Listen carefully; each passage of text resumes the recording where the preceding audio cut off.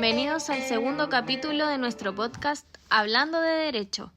Hoy vamos a hablar sobre las obligaciones indivisibles, un tema clave para entender cómo funcionan ciertas obligaciones en nuestro sistema legal.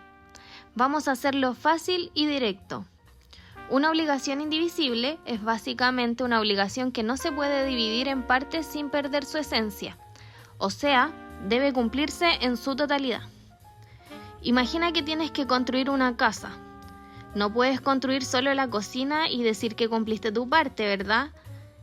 Eso es lo que dice el artículo 1524 del Código Civil. La obligación es indivisible o divisible según si el objeto puede ser dividido físicamente o no. Por ejemplo, una servidumbre de tránsito o construir una casa son indivisibles, pero pagar dinero es divisible. Muy bien. Ya teniendo esto en cuenta, le daré la palabra a nuestra doctora en Derecho Civil invitada, la señorita María Isabel Aranda. Cuéntanos, ¿qué más tenemos que saber sobre estas obligaciones indivisibles? Hola, muchas gracias por la invitación. Feliz de estar acá nuevamente. Ahora vamos a ver cómo se clasifica todo esto. Según el artículo 1519 del Código Civil, no puedes hacer que el acreedor acepte la deuda en partes. Entonces, la indivisibilidad es clara. Vamos a las clasificaciones. 1. Obligaciones individuales y 2. Obligaciones con varios sujetos. En las obligaciones individuales, aquí solo hay un deudor y un acreedor. Y en las obligaciones con varios sujetos tenemos conjuntas o mancomunadas, solidarias o indivisibles.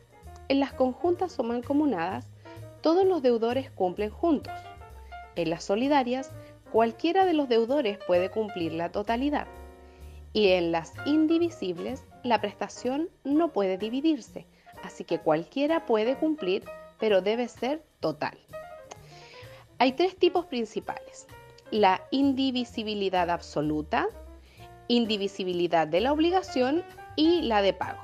En la absoluta es cuando, por la naturaleza de la obligación, no se puede dividir, como la servidumbre de tránsito, según el artículo 1524 del Código Civil. En la indivisibilidad de la obligación, aquí, aunque la cosa pueda dividirse, se ha estipulado que debe ser total, como construir una casa, por ejemplo. Y en la de pago, aunque la obligación es divisible, el pago debe ser completo. Bueno, espero que les haya quedado claro estos conceptos. Ahora los dejaré con Carolina, experta en Derecho Civil, quien es una nueva invitada. Hola Carolina, ¿cómo estás? Hola Isabel, muchas gracias por la invitación. Hoy vengo a hablarles acerca del artículo 1526 del Código Civil, en donde nos da varias excepciones acerca de estas obligaciones indivisibles. Como primer punto encontramos la acción hipotecaria o prendaria, y estas son indivisibles porque la hipoteca o la prenda afecta a toda la obligación. Como segunda excepción encontramos la entrega de una especie o cuerpo cierto. Si hay varios deudores, quien tiene la especie debe entregarla. Como tercera excepción encontramos la indemnización de perjuicios, donde solo el responsable del incumplimiento es el que indemniza al acreedor. Un caso interesante es cuando un deudor hace imposible cumplir la obligación. Según el artículo 1533 del Código Civil, ese deudor será responsable de todos los daños. Esto asegura que el acreedor no salga perdiendo por culpa de uno de los deudores. Ahora daremos el pase a nuestra estudiante de Derecho, Catherine. Hola Catherine, ¿cómo estás? Hola a todos, un gusto estar en este nuevo capítulo. Ahora veamos más sobre las obligaciones indivisibles y los artículos que las regulan. Tenemos indivisibilidad activa, pasiva y mixta. Por un lado, tenemos la indivisibilidad activa. Aquí hay varios acreedores. Según el artículo 1528 del Código Civil, cada acreedor puede exigir el cumplimiento total, pero si uno recibe el pago, debe repartirlo con los otros. Por otro lado, está la indivisibilidad pasiva. Aquí hay varios deudores. Cada uno debe pagar la totalidad y el pago de uno extingue la deuda para todos. Artículos 1527 y 1531 del Código Civil. Esto también se transmite a los herederos del deudor. Artículo 1528 del Código Civil. Y como última está la indivisibilidad mixta. Involucra a múltiples deudores y acreedores. El artículo 1529 dice que si la prescripción se interrumpe por un deudor, se interrumpe para todos.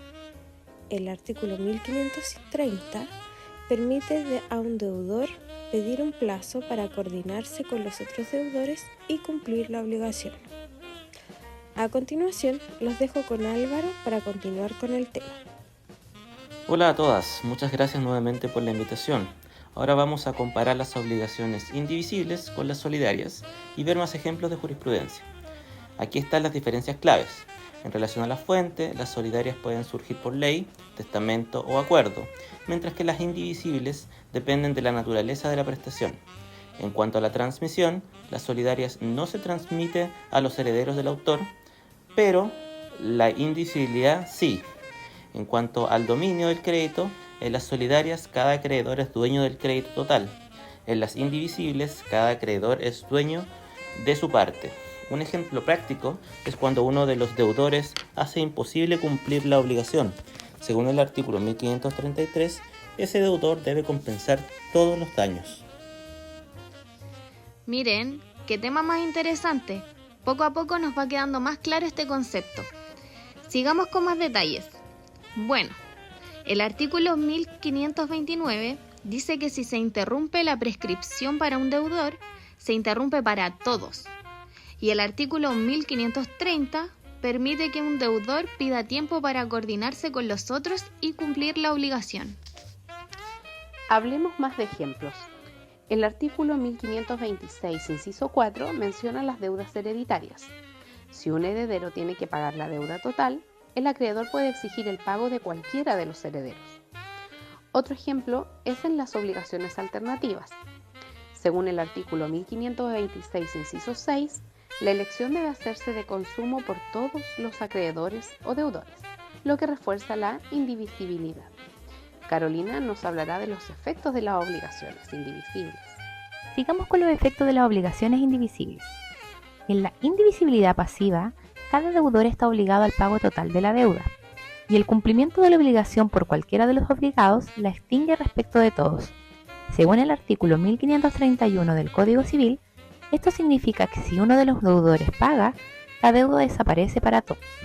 Además, el artículo 1533 establece que la acción de perjuicios resultantes de no haber cumplido o de haber retrasado la obligación indivisible es divisible. Esto significa que si un deudor incumple, cada uno de los acreedores puede reclamar su parte proporcional de los daños. En la indivisibilidad activa, cada acreedor tiene derecho a exigir el cumplimiento total de la obligación.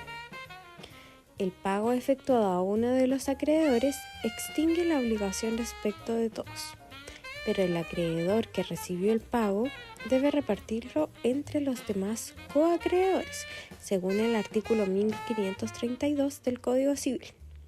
Por ejemplo, si varios hermanos heredan una propiedad indivisible, cada uno puede exigir la totalidad del bien, pero si uno recibe el pago, debe repartirlo con los demás. Para seguir comparando las obligaciones solidarias, recordemos que en las solidarias cada acreedor puede exigir la totalidad del crédito y actuar como si fuera el único dueño, pero en las indivisibles cada acreedor solo es dueño de su parte y no puede actuar sin el consentimiento de los otros. Esto está claro en el artículo 1532, que menciona que ninguno de los acreedores puede, sin el consentimiento de los otros, remitir la deuda o recibir el precio de la cosa debida.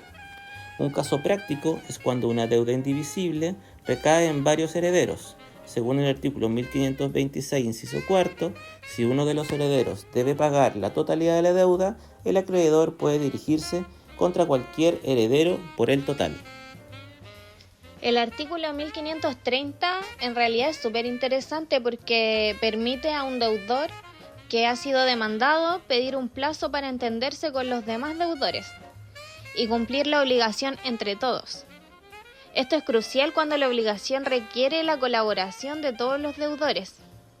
Otro ejemplo lo podemos encontrar en el artículo 1534, que establece que si dos deudores están listos para cumplir y uno no, El que se niega es responsable de los perjuicios al acreedor.